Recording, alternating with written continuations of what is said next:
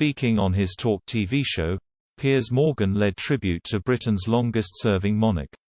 He stated when the Queen died, "A little piece of us here in Britain died with her." The broadcaster is one of many who have paid tribute to the late Queen, who died at her home in Balmoral.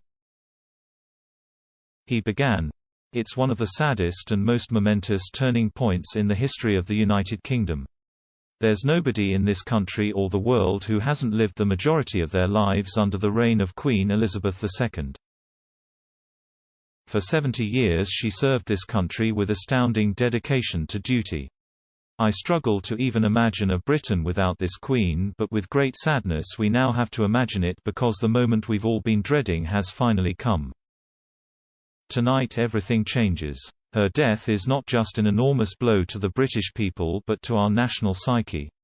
To people around the world who don't fully understand our deep affinity with the Queen, it's as simple as this. Our monarchy and Her Majesty are the very essence of being British. As Abraham Lincoln, the Constitution and apple pie are to America, so the royal family is to Britain. More than an institution, it's an identity, it's who we are. It's the Magna Carta, the Palace of Westminster, the Battle of Waterloo. It's Austen, Dickens, Shakespeare, the Beatles, it's crushing the Nazis, it's Churchill and the Blitz spirit. It's Ascot and the Chelsea Flower Show, cricket at Lord's and Wimbledon tennis, football at Wembley. Nothing and nobody has symbolized what it means to be British better than Queen Elizabeth. She's always been there. She had an aura of invincibility that has sadly been shattered. Now we have to learn to live as a country without her. Whatever your views of the royal family, wherever you live in the world, you will remember this day because it's history unfolding before our eyes. This remarkable little lady was not just our longest-serving monarch, she was the second longest reigning monarch in the world. She appointed 15 prime ministers. She met 13 of the last 14 American presidents. She was our queen for 30% of America's entire history, think about that. She held more than 100 state visits for several world leaders. She was the head of state herself in 17 countries and she was the head of the Commonwealth of Nations.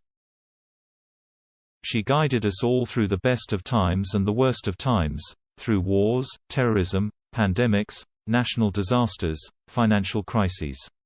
Whatever it was, she was there with dignity, duty, stoicism and that famous stiff upper lip.